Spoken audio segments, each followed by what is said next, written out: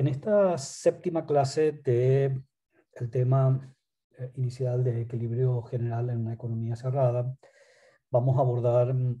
la construcción del mapa de indiferencia comunitaria, las dificultades y los requerimientos en términos de supuestos que debemos utilizar para poder hacer una aproximación, digamos, plausible, pero problemática a esa forma de agregar las preferencias. Si ustedes recuerdan, en las clases anteriores habíamos logrado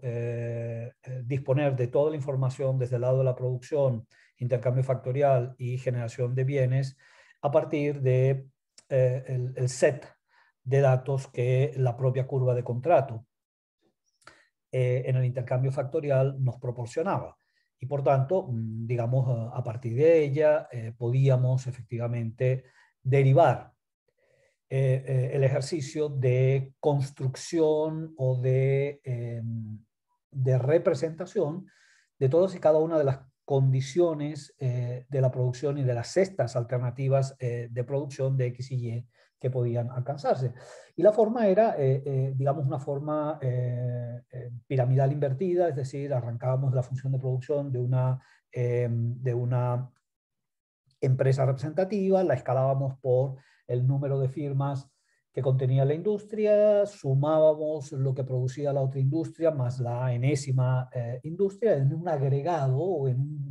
un vector posible de combinaciones de X y Y que terminaban generando un nivel de PIB que representábamos en la frontera de posibilidades de producción.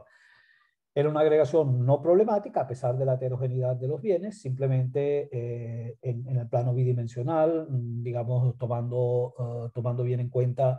la diferenciación entre lo que se produce en X y Y y digamos, las reglas de transaccionalidad entre ambas industrias, trasladando factores de producción de un lado al otro. Pero en principio no teníamos mayores complicaciones en términos de la agregación de la producción. Cualquier estudiante no advertido podría estar tentado a pensar que desde el lado del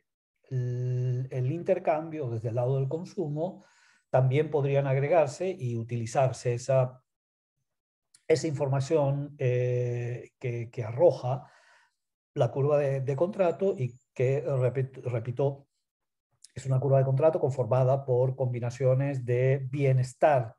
del sujeto 1 o del grupo de renta 1 y 2 asociado a el acceso a distintas cestas de consumo. De suerte que a lo largo de toda la curva de contrato, incluyendo las situaciones extremas y digamos, desde el punto de vista de la equidad, profundamente molestas, constituía, digamos, niveles alternativos de bienestar, donde, por supuesto, el recorrido hacia arriba representaba, digamos, crecientes niveles de bienestar o cestas de consumo cada vez mayores y, por tanto, de utilidad también asociada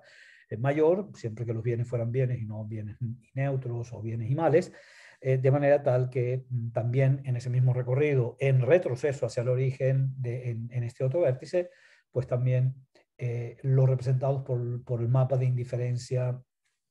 rojo experimentaban pérdidas de bienestar justamente fruto de un menor nivel combinado de bienes disponibles de X y de Y. Esa combinación uno ciertamente la podría llevar no al semiplano de cestas o de consumo de un bien y del otro bien por parte de un cierto sujeto, un grupo de ingresos, una clase social, como ustedes lo quieran expresar,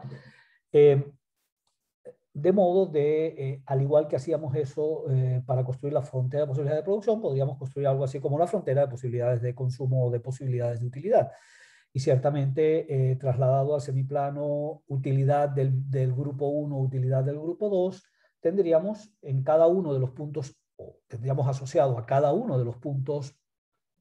de la curva de intercambio de bienes, pues combinaciones de utilidad X y Y también con pendiente negativa, en el sentido de que todo incremento alcanzada la frontera de posibilidades de utilidad y por tanto no dejando bienes en inventario o dejados de consumir,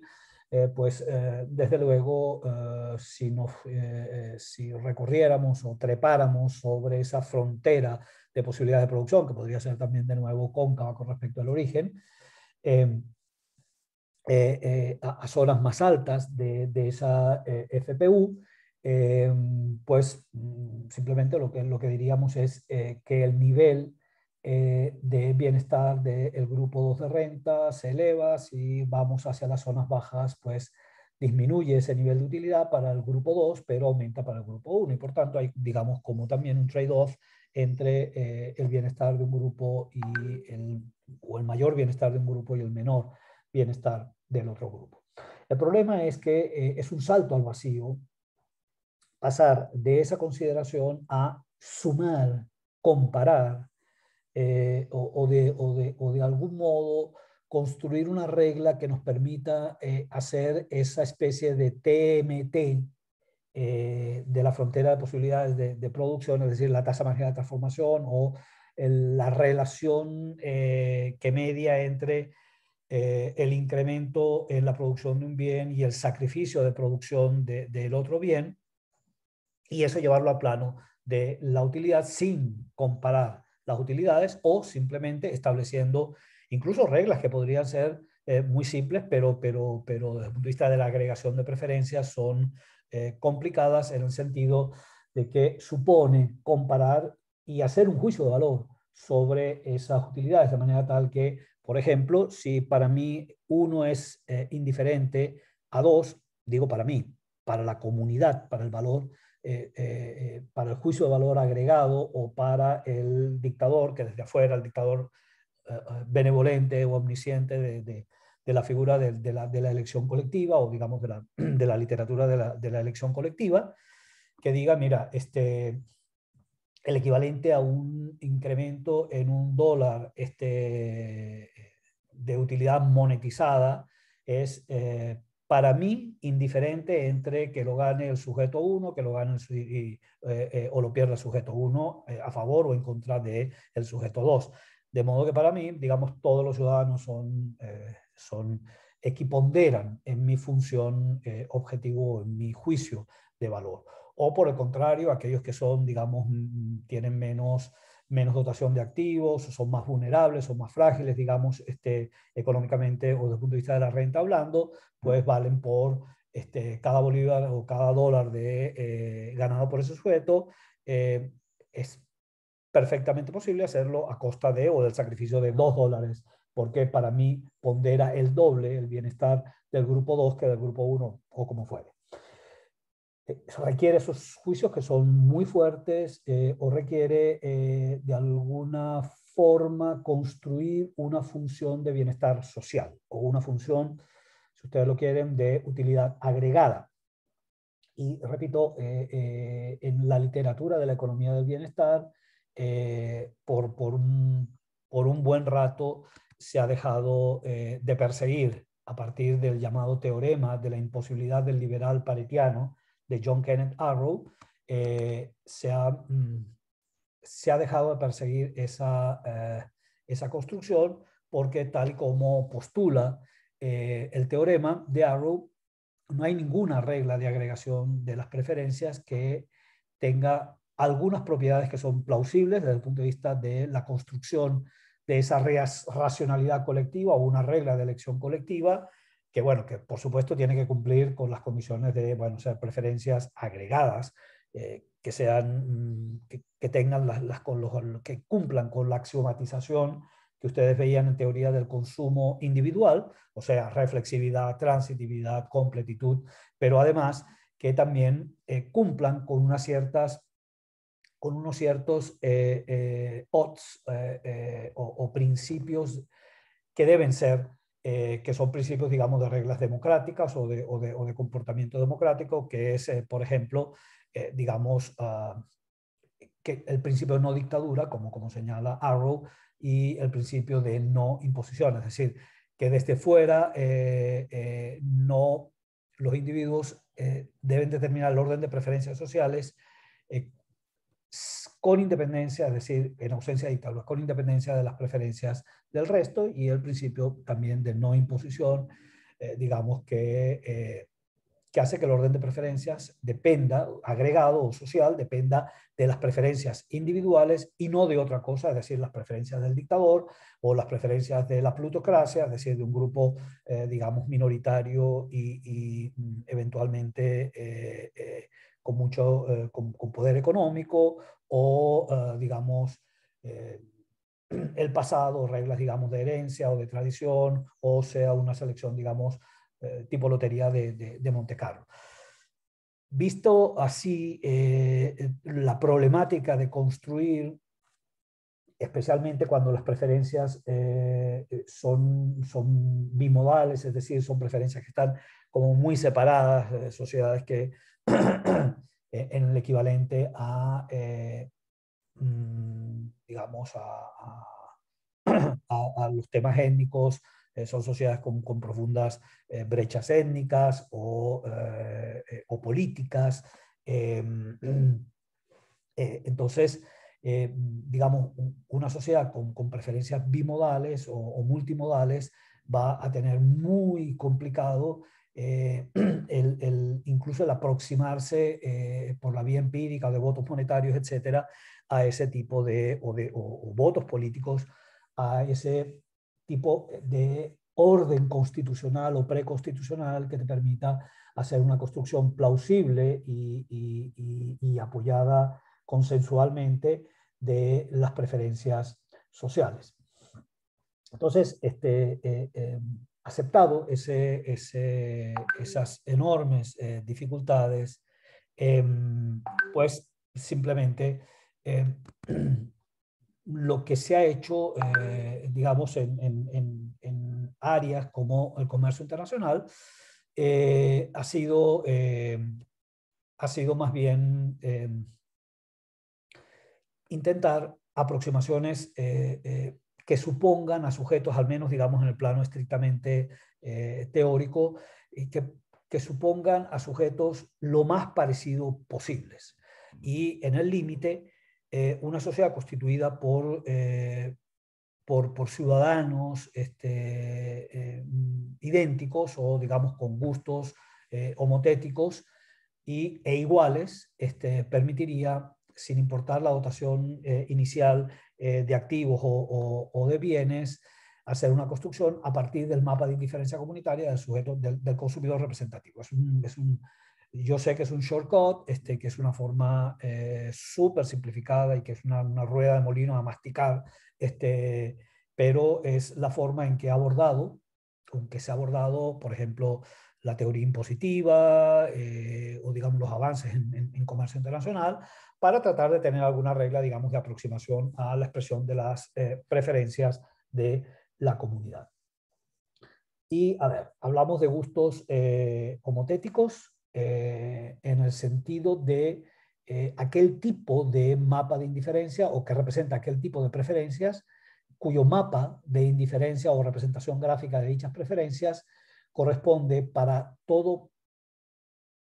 nivel de ingreso posible la misma combinación escalada, desde luego, mayor ingreso, mayor cesta de consumo, pero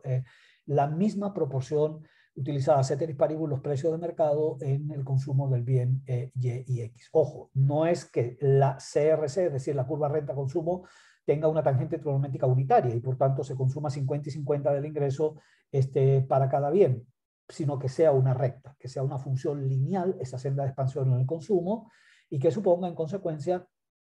que los ingresos se distribuyen, que el ingreso, sea alto, sea bajo, se distribuye de manera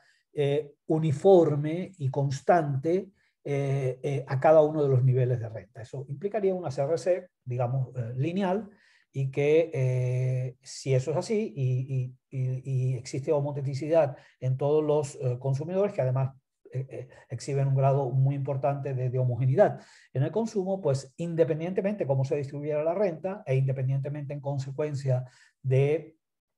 el lugar sobre la curva de intercambio de bienes donde se localizara el equilibrio óptimo de Pareto, la valoración agregada de la cesta de consumo sería la misma. Y si todo sujeto es tan bueno o tan malo, es decir, equipondera desde el punto de vista del bienestar en el juicio comunitario, pues podemos construir ese elector decisivo aproximándonos a partir de la expresión individual de la función de utilidad. Y por tanto, simplemente esa función de utilidad o esa proxy a la función de utilidad sería, digamos, la individual escalada por la densidad poblacional, pues sería simplemente algo como una representación de los juicios de valor comunitarios o el mapa de indiferencia comunitario. Pero de nuevo, eso es admitiendo las tremendas dificultades que suponen, y repito, para sociedades que naturalmente pueden ser muy heterogéneas, y en un mundo global pues eso suele ser así. Eh, Sociedades abiertas tienen justamente esa virtud y ese riesgo de la heterogeneidad y de los grupos guetos, etcétera, pero eso es mucho más probable entonces que se tengan preferencias multimodales y grupos bien diferentes de comunitarios. Pero, digamos, este es, repito, el atajo que tomamos en comercio internacional y en otras áreas de la teoría económica para, si no evitar, al menos sí hacer menos problemático los problemas de agregación de preferencias. Bien, entonces podemos pasar a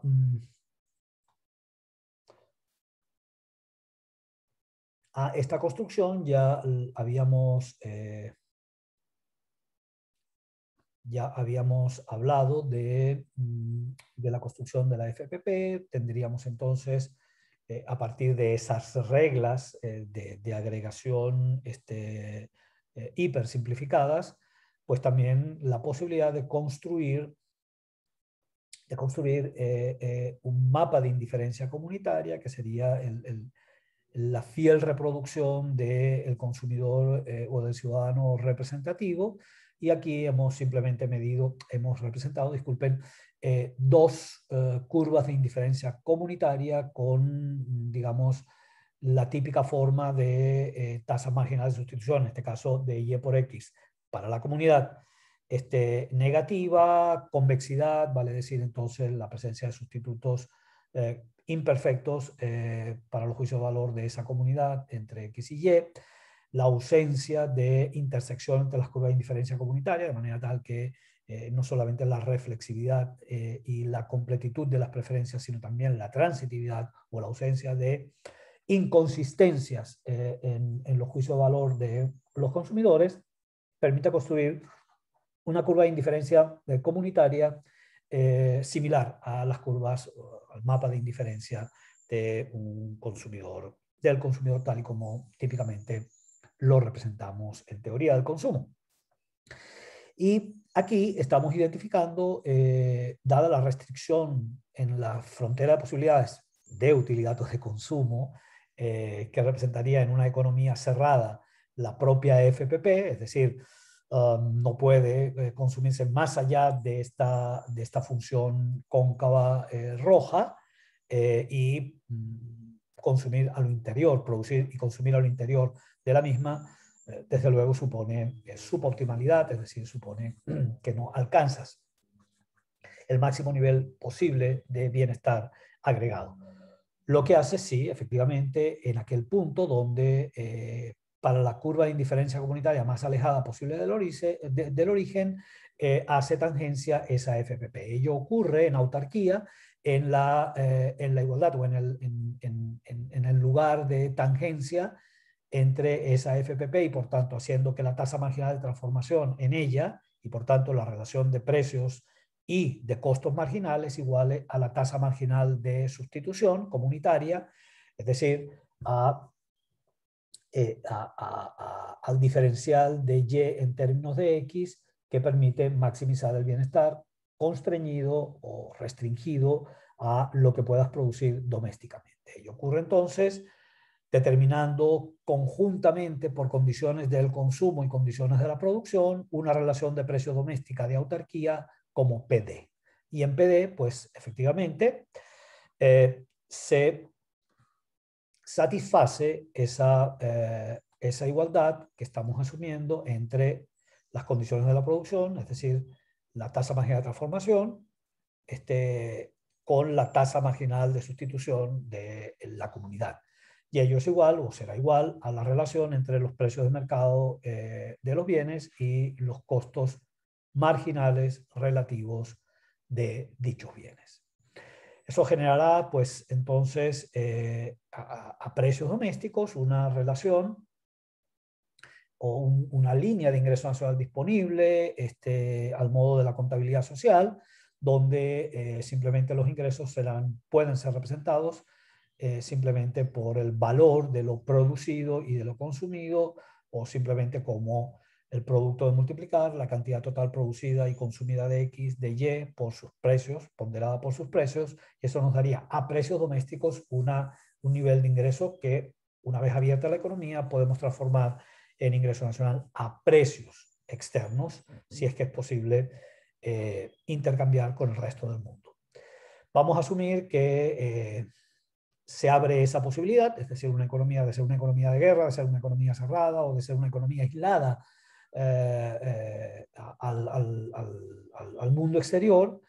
Permitimos comerciar y además asumimos que esa economía tiene un tamaño lo suficientemente pequeño como para ser precio aceptante. En otras palabras, país pequeño toma los precios internacionales, puede comerciar a los precios internacionales e independientemente del monto de la cesta de exportaciones y de la cesta de importaciones, no los afecta. Al no afectarlos, pues simplemente haga lo que haga, va a poder transar a dichos precios y la dirección de la especialización, pues por supuesto dependerá del signo de la desigualdad, de la dirección de la desigualdad entre precios domésticos PD y precios foráneos PF. ¿Okay? De manera que, por ejemplo, si la relación si la inecuación fuera que los precios domésticos o PDX, PDY doméstico excede a PDX, PDF, PDY foráneo, entonces lo que diríamos es que domésticamente se produce más caro el bien X y más barato relativamente el bien Y, y por tanto la economía efectivamente podría, especializándose en Y, obtener un precio en el mercado externo mejor que en el doméstico y con esas exportaciones intercambiarlas o comprar las importaciones que desea realizar para complementar el consumo doméstico con la producción doméstica de ese bien, asumiendo que no hay especialización completa. Entonces, en ese sentido, decimos que basta que difieran los precios domésticos de los internacionales para que haya una ventana de oportunidad para el intercambio. ¿De acuerdo? Por los momentos no establecemos ninguna hipótesis o ningún causal de por qué son distintos los precios o por qué, digamos, no porque es ventajoso, sino por qué se especializa en un determinado bien. Ya después de este tema comenzaremos a trabajar con las fundamentales hipótesis o las fundamentales causalidades del comercio internacional, pero por los momentos baste constatar que hay precios distintos y que esos precios distintos pues ya dan pie a la posibilidad de intercambio, y ese intercambio trae asociado unas ganancias. Esa apertura comercial trae asociado unas ganancias, las ganancias neoclásicas del comercio internacional, que vamos a destacar a continuación. En la próxima y octava clase.